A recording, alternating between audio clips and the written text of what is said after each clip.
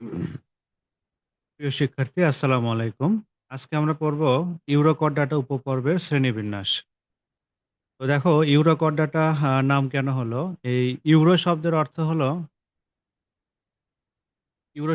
হলো তোমার লেজ। আর কর্ডা শব্দ এসেছে তোমার হলো দণ্ড থেকে। তো এদের আসলে নটোকর্ড তোমার থাকে হলো লেজে। যদি নটোকর্ড থাকে কখনো, সে নটোকর্ড থাকবে হলো তোমার লেজে। তাহলে আমরা বলতে পারি যে লেজে নটোকর্ড থাকে। এই কারণে আমরা এদেরকে বলবো হলো ইউরোকর্ডাটা। নটোকর্ড থাকবে হলো কোথায়? নটোকর্ড থাকবে হলো তোমার লেজে। এজন্য আমরা একে বলবো হলো ইউরোকর্ডাটা। এবার আসি, ইউরোকর্ডাটা হলো করডাটা পর্বের একটা উপপর্ব। আর এটাতে প্রায় ৩,০০০ প্রজাতি থাকে। এদের প্রজাতির সংখ্যা হলো প্রায় ৩,০০০। আর এই উপপর্বের যত প্রাণী আছে সবাই তোমার হলো সামুদ্রিক। ওকে? সবাই হলো সামুদ্রিক প্রাণী। আর ইউরোকর্ডাটা উপপর্বের ৩ টি প্রধান শ্রেণী আছে। তো ৩ টি প্রধান শ্রেণী কি, কি আমরা দেখব। তার আগে দেখো ইউরোকর্ডাটা উপপর্বের প্রধান বৈশিষ্ট্যগুলো কি, কি? তো ফার্স্ট বৈশিষ্ট্য দেখো, এদের দেহ তোমার হলো টিউনিক বা টেস্ট নামক টিউনিক বা টেস্ট নামক আবরণে আবৃত। এটা মনে রাখতে হবে, ভেরি ইম্পোর্টেন্ট এটা। টিউনিক বা টেস্ট নামক আবরণে আবৃত। তো এবার দেখো টিউনিক বা টেস্ট নামক আবরণ আসলে কেমন? এটা হলো পানি অভেদ্য একটা আবরণ। আর এই আবরণটা গঠিত হয় টিউনিসিন টিউনিসিন নামক প্রোটিন দিয়ে। এটা মনে রাখতে হবে। টিউনিসিন নামক প্রোটিন দিয়ে টিউনিক বা টেস্ট আবরণ গঠিত হয়। আর টিউনিক বা টেস্ট আবরণ থাকে বলে এই উপপর্বের প্রাণীদের বলা হয় টিউনিকাটা। এদেরকে বলা হয় টিউনিকাটা। ওকে? এটা মনে রাখতে হবে। এখান থেকে আমরা ৩ টা 3 স্টার প্রশ্ন আরকি এগুলো।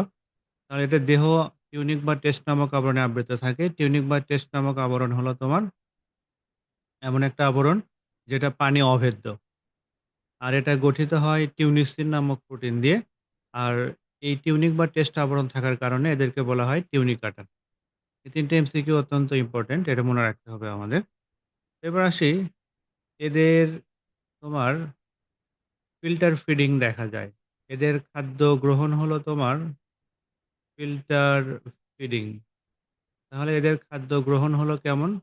Filter feeding. ফিল্টার ফিডিং প্রক্রিয়ায় এরা খাদ্য গ্রহণ করে থাকে। ফিল্টার ফিডিং কি দেখো, এরা হলো তোমার পানি সহ খাবার গ্রহণ করে। আর এদের গলবিল হলো ছিদ্রযুক্ত। এই দেখো গলবিল। এই গলবিলটা হলো ছিদ্রযুক্ত। ছিদ্রযুক্ত গলবিল থাকার কারণে খাবারগুলো এই গলবিলে অ্যান্ডোস্টাইল নামক একটা গ্রন্থি থাকে। এই অ্যান্ডোস্টাইল গ্রন্থি থেকে নিঃসৃত মিউকাসের সাথে খাবারগুলো আটকে যায়, দলা পেকে যায়। একে বলা হয় ফুড কর্ট। আর বাকি যে পানি এবং আবর্জনা সেগুলো অ্যাট্রিয়াম নামক এই দেহগহ্বরের ভিতরে মুক্ত হয়। মুক্ত হলে এই বহির্বাহী যে সাইফন দেখতে পাচ্ছ, এটা হলো বহির্বাহী সাইফন। এদিক দিয়ে বাইরে নিষ্ক্রান্ত হয়। আর এর ভিতরে খাবারগুলো, এটা অন্ত্র, অন্ত্রের ভিতরে পাকস্থলী অন্ত্র আছে, এখানে প্রবেশ করে। তাহলে আমরা দেখলাম এদের ফিল্টার ফিডিং আছে। ফিল্টার ফিডিং এর সময় ফুড কর্ট তৈরি হয়। ফুড কর্ট তৈরি হয়।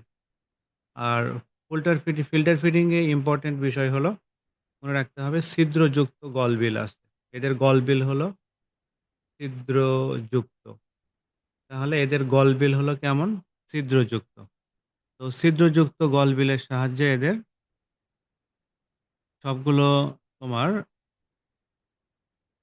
আবরণ, যেগুলো খাবার নয় আরকি, সেই খাবার, অবাঞ্ছিত খাবারগুলো এগুলো বাইরে বের হয়ে চলে যায়। তো এই ক্ষেত্রে যে গ্রন্থিটা কাজ করে সেই গ্রন্থিকে আমরা বলব হলো এন্ডোস্টাইল। এটা মনে রাখতে হবে। ওকে? এরপরটায় আসি আমরা। এদের দেহগহ্বরের নাম হলো অ্যাট্রিয়াম। তাহলে এদের দেহগহ্বরের নাম হলো অ্যাট্রিয়াম। দেহগহ্বরের নাম অ্যাট্রিয়াম। অ্যাট্রিয়াম। এটা মনে রাখতে হবে, হ্যাঁ? দেহগহ্বরের নাম হলো অ্যাট্রিয়াম। এবার দেখো এদের দেহের ভিতরে যখন পানি প্রবেশ করে, অন্তঃবাহী সাইফন দিয়ে পানি প্রবেশ করে দেহগহ্বর যখন সংকুচিত হয়, তখন এই বহির্বাহী সাইফন দিয়ে পানিগুলো ফোয়ারার মতো বের হয়ে যায়। এজন্যে এই উপপর্বের প্রাণীদেরকে বলা হয় সাগর ফোয়ারা। এ কারণে এই উপপর্বের প্রাণীদের বলা হয় সাগর ফোয়ারা। তাহলে সাগর ফোয়ারা বা সি স্কার্ট বলা হয় এই উপপর্বের প্রাণীদেরকে। এটা ভেরি, ভেরি ইম্পোর্টেন্ট। এটা মনে রাখতে হবে আমাদের। তো এবার দেখো এদের তোমার দেহে এক ধরনের পদার্থ পাওয়া যায়। আ যে পদার্থের কারণে এদের বেশ পরিচিতি আছে। তো পরিচিতিটা কেমন দেখো? তো এদের পরিচিতিটা হলো ক্যান্সার প্রতিরোধী ডাইডেমনিন নামে একটা রাসায়নিক পদার্থ এদের দেহে পাওয়া যায়। ডাইডেমনিন এটা মনে রাখতে হবে ইম্পোর্টেন্ট। তাহলে এদের যে ক্যান্সার প্রতিরোধী পদার্থ পাওয়া যায় সেটার নাম হলো ডাইডেমনিন। ডাইডেমনিন এটা মনে রাখতে হবে। ওকে? তাহলে ডাইডেমনিন নামক ক্যান্সার প্রতিরোধী পদার্থ পাওয়া যায় হলো এদের দেহে। এবার দেখো আরেকটা ইম্পোর্টেন্ট ব্যাপার, এটা মনে রাখতে হবে। এদের জীবনচক্রে প্রতীপ রূপান্তর দেখা যায়। আর এদের জীবনচক্রে যে রূপান্তর দেখা যায় সে রূপান্তরের নাম হলো প্রতীপ রূপান্তর। রূপান্তরের নাম কি? প্রতীপ রূপান্তর। প্রতীপ রূপান্তর কেমন? উন্নত বৈশিষ্ট্য সম্পন্ন উন্নত বৈশিষ্ট্য সম্পন্ন লার্ভা উন্নত বৈশিষ্ট্য সম্পন্ন লার্ভা রূপান্তরিত হয়ে অনুন্নত বৈশিষ্ট্য সম্পন্ন অনুন্নত বৈশিষ্ট্য সম্পন্ন পূর্ণাঙ্গ প্রাণীতে পরিণত হয়। তাহলে লার্ভা কি হয়? উন্নত বৈশিষ্ট্য সম্পন্ন লার্ভা অনুন্নত বৈশিষ্ট্য সম্পন্ন পূর্ণাঙ্গ প্রাণীতে পরিণত হয়। এই ধরনের রূপান্তরকে বলা হয় প্রতীপ রূপান্তর। ওকে? আরেকটা ব্যাপার দেখো, সেটা হলো এদের জীবনচক্রে যে লার্ভা তৈরি হয়, সে লার্ভার নাম হলো ট্যাডপোল লার্ভা। তাহলে লার্ভার নাম হলো ট্যাডপোল লার্ভা। লার্ভার নাম ট্যাডপোল লার্ভা। তাহলে আমরা দেখলাম ট্যাডপোল লার্ভাই মূলত রূপান্তরিত হয়। আর এই ট্যাডপোল লার্ভায় তোমার নটোকট থাকে। তারপর পৃষ্ঠীয় ফাঁপা স্নায়ুরজ্জু থাকে। কিন্তু পূর্ণাঙ্গ প্রাণীতে নটোকট নাও থাকতে পারে। আর থাকলেও সেটা লেজে সীমাবদ্ধ থাকে। তাহলে আমরা মোটামুটি বেসিক যে আলোচনা এখান থেকে এমসিকিউ গুলো আসতে পারে সেগুলো আমরা জানতে পারলাম। তো এখন খেয়াল করো এই উপবর্গের প্রাণীদের দৈহিক যে তোমার গঠন, তো দৈহিক গঠনে আমরা যেগুলো দেখতে পেলাম সেগুলো একবার 3D তে দেখে নেই। দেখো আমরা কতটা বুঝতে পারি। তো খেয়াল করো এটা হলো আমার একটা 3D আ প্রাণী। এই যে এটা দেখতে পাচ্ছ এটাকে আমরা বলবো হলো বহির্বাহী সাইফন। তাহলে এটাকে আমরা বলবো হলো বহির্বাহী সাইফন। এই যে এটা। এদিক দিয়ে পানি ঢোকে। ঢোকার পর এই যে সবুজ অংশ দেখতে পাচ্ছ তুমি। এই সবুজ অংশে এটাকে বলা হয় অ্যাট্রিয়াম। এদের দেহ গহ্বরের নাম হলো অ্যাট্রিয়াম। আর এই যে এটাকে বলা হয় বহির্বাহী সাইফন। বহির্বাহী সাইফন। তাহলে অন্তঃবাহী সাইফন দিয়ে পানি প্রবেশ করে বহির্বাহী সাইফন দিয়ে পানিটা বের হয়ে চলে যায়। আর এটা হলো গলবিল, ছিদ্রযুক্ত গলবিল। এদিক দিয়েই পানিগুলো বের হয়ে চলে আসে। আর এবার দেখো ইম্পোর্টেন্ট ব্যাপার। এটা হলো এদের হৃৎপিণ্ড। এদের হৃৎপিণ্ডে তোমার হলো ২ টা পেসমেকার থাকে। ফলে রক্ত সংবহন ২ দিক থেকে চলে। এটাকে বলা হয় রিভার্স পেরিস্টালসিস। এটাকে বলা হয় রিভার্স পেরিস্টালসিস। ওকে?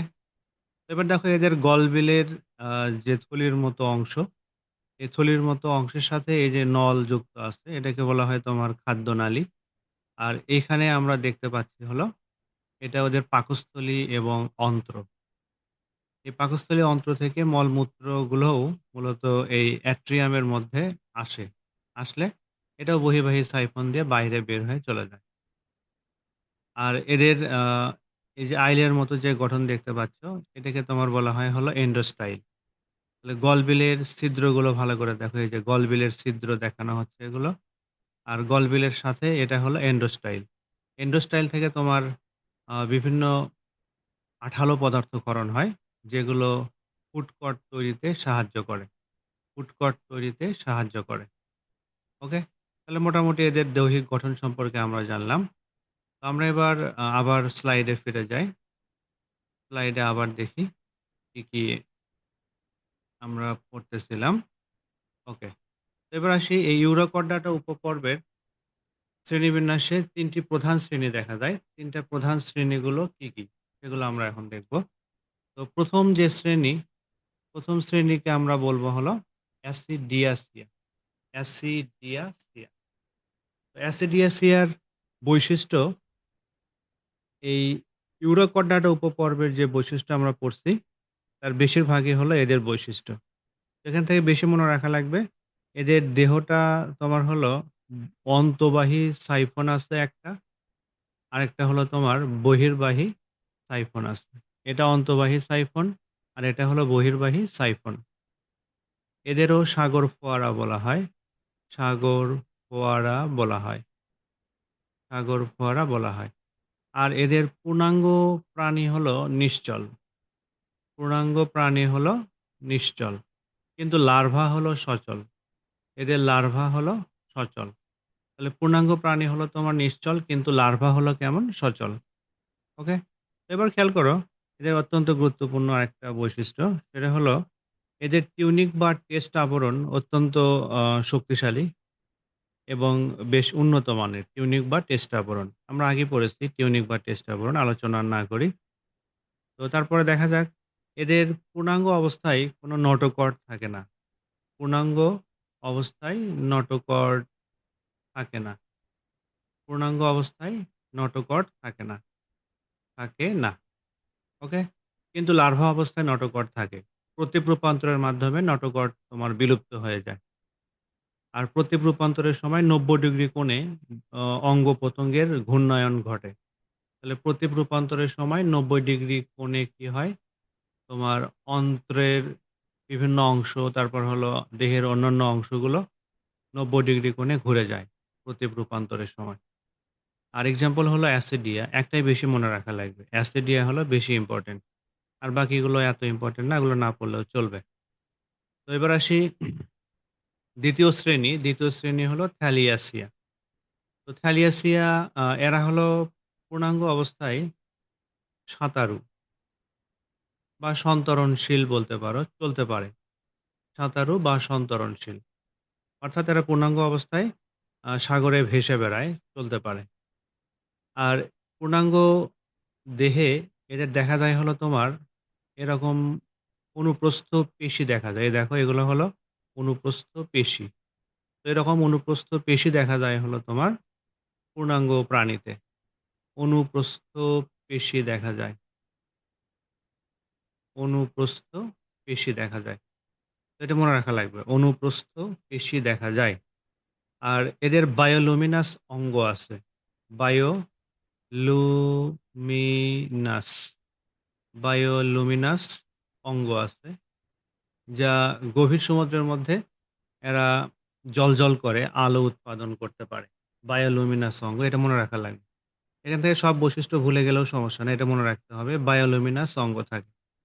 আরেকটা দেখো, ইম্পোর্টেন্ট, এদের পূর্ণাঙ্গ অবস্থায় লেজে নটোকট সীমাবদ্ধ থাকে।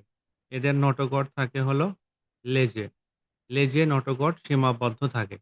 লার্ভা দশায় নটোকট পুরোপুরি থাকে, বাট পূর্ণাঙ্গ অবস্থায় এদের নটোকট লেজে সীমাবদ্ধ থাকে। তো এই কয়টা কিন্তু ভেরি ইম্পোর্টেন্ট। এই কয়টা মনে রাখতে হবে। তো এক্সাম্পল দেখো, এক্সাম্পল হলো সালপা। সালপা ম্যাক্সিমা পূর্ণ নাম, এদের বৈজ্ঞানিক নাম। তো একটা মনে রাখতে পারলেই হবে আশা করা যায়। আর এদের বডি তোমার দেখতে হলো পিপা আকৃতির। পিপা মানে হলো তোমার জার আরকি। আ ধরো তো কোনো একটা পানির পিপা আমরা কলসি নামে পরিচিত আছে। কিন্তু কলসির চাইতে একটু আ অন্য টাইপের আরকি পিপা হয় পানি রাখার। তো এবার আসি হলো তারপরেরটায়। এখন পরের ক্লাস হলো লার্ভাসিয়া। তো লার্ভাসিয়াও পূর্ণাঙ্গ অবস্থায় হলো তোমার সাঁতারু। পূর্ণাঙ্গ অবস্থায় সাঁতারু। এদের পূর্ণাঙ্গ অবস্থায় নটোকর্ড থাকে।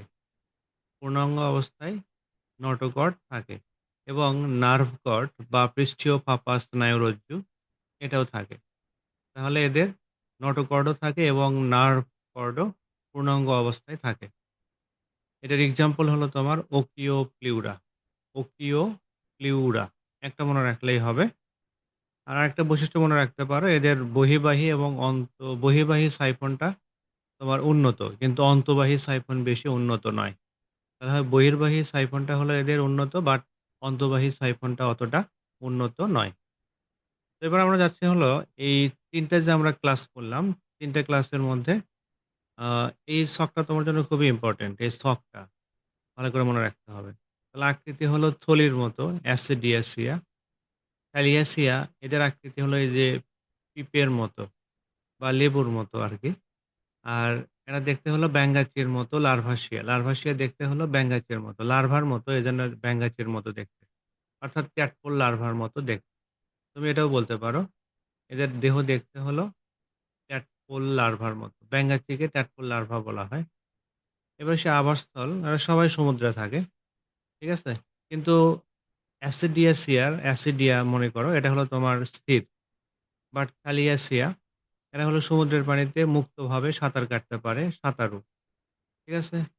আর লার্ভাসিয়া এরা হলো মুক্ত সাঁতারু। আমরা এটা পড়ছি অলরেডি। এবার আসি নটোকট। পরিণত প্রাণীতে নটোকট থাকে না। Very important. থ্যালিয়াসিয়া এদেরও পরিণত অবস্থায় নটোকট শুধু লেজে, ঠিক আছে? উপস্থিত থাকতে পারে। লেজ অনুপস্থিত থাকে। তবে যাদের লেজ থাকবে তাদের নটোকট লেজে উপস্থিত থাকতে পারে। এদের লেজে আজীবন বা সারা জীবন নটোকট বজায় থাকে। তাহলে এদের লেজে সারা জীবন বা আজীবন নটোকট বজায় থাকে হলো লার্ভাসিয়া।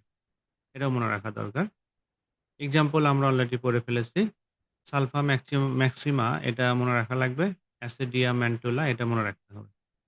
তো আমরা মোটামুটি যা পড়লাম, তো বেসিক ধারণা থেকে আমরা বলব, সাগর ফোয়ারা নামে পরিচিত হলো আমাদের ইউরাকোডাটা উপপর্বের প্রাণী।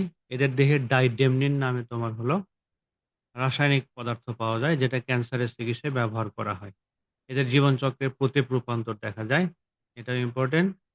আর এদের দেহে তোমার হলো ছিদ্রযুক্ত গলবিল থাকে। গলবিলে অ্যান্ডোস্টাইল থাকে। ফিল্টার ফিডিং দেখা যায় এদের। ওকে?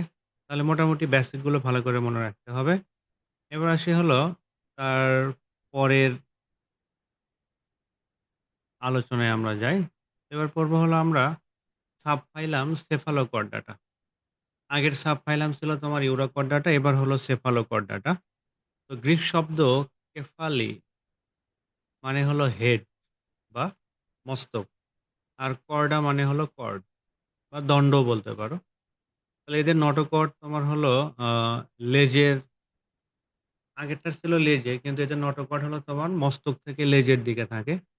আর এদের মাথাটা তোমার দেখতে কর্ডের মতো। এটাও একটা কারণ। তবে সবচেয়ে বড় কারণ হলো এদের নটোকটটা মাথা থেকে একদম লেজ পর্যন্ত বিস্তৃত থাকে। এবার আসি এদের বৈশিষ্ট্য, এরা বালিময় তলদেশে বাস করে। সমুদ্রের একদম বালিময় তলদেশ সেখানে বাস করে হলো তোমার সেফালোকন্ডাটা উপপর্বের প্রাণীরা। এই উপপর্বে মাত্র ১ টি গণ আছে। গণ হলো ১ টি। আর এদের প্রজাতি আছে মাত্র ৩৩ টি। তো এবার দেখো এই উপপর্বের পূর্ব নাম ছিল অ্যাম্ফিওক্সাস। সেফালোকন্ডাটার যে প্রাণী ব্রাঙ্কিওস্টোমা এর পূর্ব নাম ছিল হলো অ্যাম্ফিওক্সাস। এখনো এটা কিন্তু প্রচলিত আছে আরকি। তবে বর্তমানে অগ্রাধিকার আইন অনুযায়ী অ্যাম্ফিওক্সাস নামটা আর নাই। তার পরিবর্তে আছে হলো ব্রাঙ্কিওস্টোমা নাম হয়েছে। তো দেখো অ্যাম্ফি মানে হলো বোথ, আর এন্ডস থেকে আসছে হলো অক্সিস। ঠিক আছে? সেখান থেকে আসছে হলো অ্যাম্ফিওক্সাস। ২ প্রান্তই হলো তোমার শার্প। এদের দেহের ২ প্রান্তই হলো শার্প বা সূচালো। এজন্য নাম হইছে হলো অ্যাম্ফিওক্সাস। এবার আসি পরবর্তীতে এই সেফালোকোডাটার একটা প্রাণী হলো তোমার ব্রাঙ্কিওস্টোমা। এটারই পূর্ব নাম ছিল অ্যাম্ফিওক্সাস। আর বর্তমান নাম হলো ব্রাঙ্কিওস্টোমা। তো ব্রাঙ্কিওস্টোমা দেখো ব্রাঙ্কিয়া মানে হলো গিল বা ফুলকা। আর স্টোমা মানে হলো মাউথ। এদের মুখের মৌখিক অঞ্চলে তোমার হলো ইয়ে থাকে, ফুলকা থাকে। এই কারণে এদের নাম দেওয়া হয়েছে হলো তোমার ব্রাঙ্কিওস্টোমা। আর সেফালোকোডাটাদের আরেকটা সাধারণ নাম আছে, এটা মনে রাখা লাগবে। সেটা হলো ল্যান্সিওলেট। ল্যান্সিওলেট। তাহলে এদের আরেকটা নাম হলো কি ল্যান্সিওলেট। এটা মনে রাখতে হবে। কারণ কি এর দেহ হলো তোমার ছোট বল্লমের মতো। ছোট বল্লমের মতো দেহ। এজন্য এটাকে বলা হয় হলো ল্যান্সিওলেট। ওকে? ল্যান্সিওলেট হলো ছোট বল্লমের মতো দেহ। এজন্য বলা হয় ল্যান্সিওলেট। তো আমরা এই cephalochordaটার আরো মৌলিক বৈশিষ্ট্যগুলো দেখি। তো cephalochordaটার সবচেয়ে গুরুত্বপূর্ণ প্রাণী হলো উল্লেখযোগ্য প্রাণী হলো ব্রাঙ্কিওস্টোমা। আমরা একটু আগে পড়ে আসলাম ব্রাঙ্কিওস্টোমা। তো ব্রাঙ্কিওস্টোমার পূর্ব নাম কি ছিল? অ্যাম্ফিওক্সাস, তাই না? বর্তমান নাম হলো ব্রাঙ্কিওস্টোমা ল্যান্সিওলেটাম। এই ল্যান্সিওলেটাম নাম দেওয়া হয়েছে কার কাছ থেকে? ল্যান্সিওলেট বা বল্লমের মতো দেখতে যেহেতু এর দেহ, এজন্য বলা হচ্ছে। ছোট তরবারির মতো দেখতেও বলা যায়। এজন্য একে বলা হয় ল্যান্সিওলেটাম। তো এর বৈশিষ্ট্যগুলো দেখো কি, কি থাকে।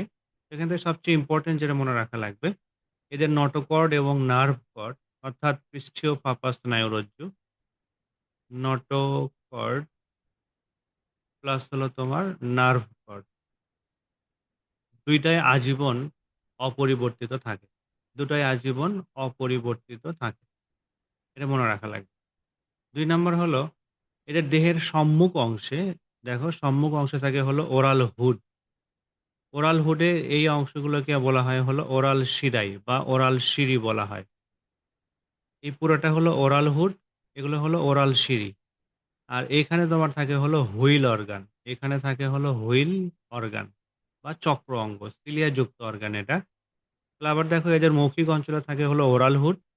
ওরাল হুডে তোমার আছে হলো আ ওরাল সিঁড়ি আর থাকে হলো চক্রাকার অঙ্গ যাকে বলা হয় হুইল অর্গান। হুইল অর্গান পানির স্রোত সৃষ্টি করে, ফলে খাদ্যদ্রব্য এদের গলবিলের ভিতরে প্রবেশ করে। আর ওরাল হুড অবাঞ্ছিত খাবারগুলোকে দূর করে দেয়, ভিতরে প্রবেশ করতে দেয় না।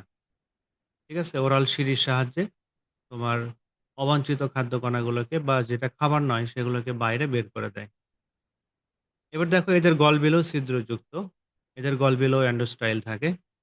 আর গলবিলে এই ছিদ্রগুলোকে বলা হয় ফুলকা ছিদ্র। এগুলো হলো ফুলকা ছিদ্র। তো ফুলকা ছিদ্রর সাহায্যে পানি অ্যাট্রিয়ামে বের হয়ে আসে। এদেরও অ্যাট্রিয়াম আছে। ওকে? তো এবার দেখো অ্যাট্রিয়াম যে ছিদ্র পথে বাইরে বের হয় তার নাম অ্যাট্রিওপোর। অ্যাট্রিওপোর। অ্যাট্রিওপোর দিয়ে বাইরে নিষ্ক্রান্ত হয়। আর এদের পুচ্ছ পাখনা থাকে। আর ভেরি ইম্পোর্টেন্ট যেটা, এটা মনে রাখতেই হবে, সেটা হলো মায়োটোম পেশি। মায়োটোম পেশি। মায়োটোম পেশি তোমার থাকে হলো ৬০ জোড়া। এদের ৬০ জোড়া মায়োটোম পেশি থাকে। ক্লিয়ার? এদের মায়োটোম পেশি থাকে কত জোড়া? ৬০ জোড়া। মায়োটোম পেশি থাকে ৬০ জোড়া। ভেরি ইম্পোর্টেন্ট মনে রাখতে হবে। মায়োটোম পেশি থাকে ৬০ জোড়া। কমপ্লিট? তাহলে আমরা ব্রাঙ্কিওস্টোমার দৈহিক গঠন সম্পর্কে জানলাম এবং সেফালোকর্ডাটার গঠন সম্পর্কে জানলাম। এখান থেকে সবচেয়ে ইম্পোর্টেন্ট হলো যেগুলো মনে রাখতে হবে ওরাল হুড, তারপর নটোকর্ড ও নার্ভ কর্ড আর হলো মায়োটোম পেশি ৬০ জোড়া এটা মনে রাখতে হবে। এই ৩ টে যেন আমরা ভুলে না যাই। আর এদের পূর্ব নাম ছিল হলো তোমার অ্যাম্ফিওক্সাস, বর্তমান নাম হলো ব্রাঙ্কিওস্টোমা। আর ব্রাঙ্কিওস্টোমার আরেকটা নাম আছে সেটা হলো ল্যান্সিওলেট। কারণ কি এদের দেহ দেখতে ছোট বল্লমের মতো বা ছোট তরবারির মতো। ওকে? তো আমরা মোটামুটি যেটুকু সম্ভব আমরা জানলাম। তো আশা করি তোমাদের এটা অনেকখানি উপকারে লাগবে। এর মধ্যে থেকেই প্রশ্ন হবে। এর বাইরে কোনো প্রশ্ন হবে না। তো সবার জন্য শুভকামনা। আজকের ক্লাস এ পর্যন্তই। পরবর্তী ক্লাস দেখার জন্য স্বাগতম।